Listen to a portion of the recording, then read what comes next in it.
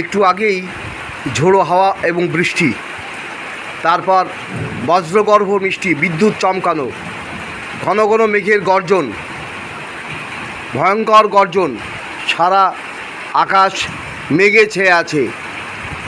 বৃষ্টি, দমকল মহকুমা শহর, সেই মহকুমা শহরের উপকণ্ঠে এই বৃষ্টির সন্ধ্যা উপভোগ করছি এবং ভিডিও ধারণ করছি।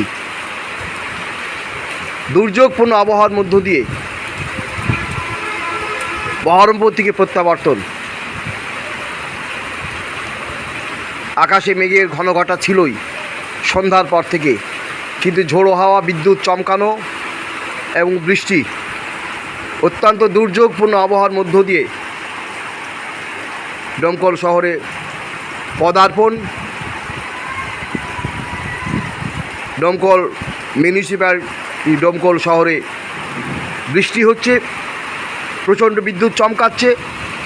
আর এখন প্রতিদিন এই কালবৈশাখী ঝড় এবং বিদ্যুৎ চমকানো, বৃষ্টি, মেঘের গর্জন, এটা এখন নিত্য নৈমিত্তিক ঘটনা।